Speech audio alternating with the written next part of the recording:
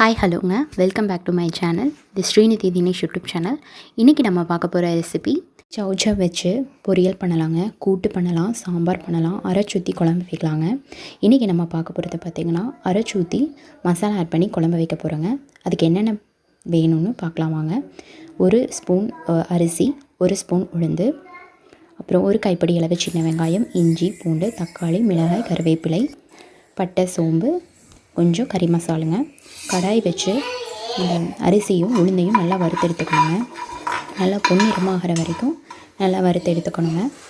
So நீங்கள் இப்போ பார்க்குறது இந்த ஸ்டேஜில் வறுத்து எடுத்துருங்க. ஒரு கடாய் வைங்க. கடாய் வச்சு அதில் எண்ணெய் ஊற்றிக்கணும். ஸோ இதில் நம்ம மசாலா எல்லாமே ஆட் பண்ணிக்கணுங்க.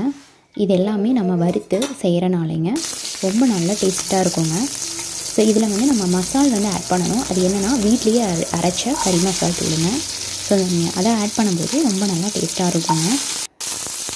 உங்களுக்கு அந்த கறி மசால் வேணும்னா நீங்கள் கமெண்ட் பண்ணுங்கள். நான் உங்களுக்கு அது எப்படி செய்யணும்னு ஒரு வீடியோ போடுறேங்க. இப்போது மிளகாய், கருவேப்பிலை இதெல்லாம் ஆட் பண்ணிட்டோம். இஞ்சி, பூண்டு ஆட் பண்ணிட்டோம். நம்ம எடுத்து வச்சுருக்க பட்டை, சோம்பு ஆட் பண்ணிட்டோம்.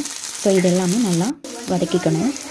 இதுக்கப்புறம் ஒரு தக்காளியை நல்லா கட் பண்ணி ஆட் பண்ணிக்கணுங்க. இது நல்லா வதங்கட்டுன்ட்டு நம்ம எடுத்து வச்சுருக்க அரிசியும் உளுந்தையும் ஆட் பண்ணிக்கணுங்க. இப்போது இந்த கறி மசால் தூளை ஆட் பண்ணிக்கிறோங்க. இப்போது இந்த மசாலாவை நல்லா ஆற விட்டுக்கணுங்க. ஆற வச்சு நல்லா பேஸ்ட்டு மாதிரி அரைச்சிக்கணும். இப்போ பாருங்கள், இது மாதிரி நல்லா பேஸ்ட்டு மாதிரி அரைச்சிக்கணும். ஸோ நெக்ஸ்ட்டு நம்ம சௌச்சௌவை இந்த மாதிரி க்யூப்ஸாக கட் பண்ணி வச்சுக்கணுங்க. ஒரு கடாயில் எண்ணெய் ஆட் பண்ணிவிட்டு அதில் கடுகு போட்டுறணும். கடுகு போட்டுட்டு கடுகு பொரியட்டோன்னு வெங்காயம் போடணுங்க.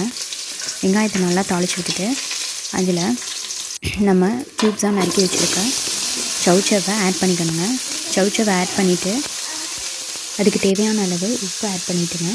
அதில் கொஞ்சம் மஞ்சள்தூள், அப்புறம் ஒரு அரை ஸ்பூனு மிளகாய்த்தூள், காரத்துக்கு நீங்கள் போட்டுக்கோங்க.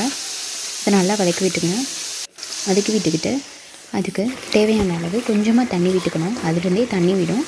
பட் இருந்தாலும் கடாய் அடிப்பிடிக்கும். ஸோ அதனால் கொஞ்சமாக தண்ணி விட்டு அதை நல்லா வேக விட்டுக்கணுங்க.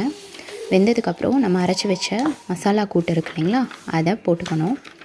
உள்ளே போட்டுட்டு இப்போது புளி ஊற வச்சுருக்காங்க. ஸோ புளி ஆட் பண்ணும்போது கொஞ்சம் எக்ஸ்ட்ரா நல்லா டேஸ்ட்டு கொடுக்குங்க. ஸோ இப்போது இதுக்கு தேவையான அளவு உப்பு போட்டுட்டுங்க நல்லா கொதிக்க விடணும். எண்ணெய் பிரிஞ்சு வந்தது. ஸோ சுவையான அரைச்சி வச்ச சௌச்சௌ குழம்பு ரெடி.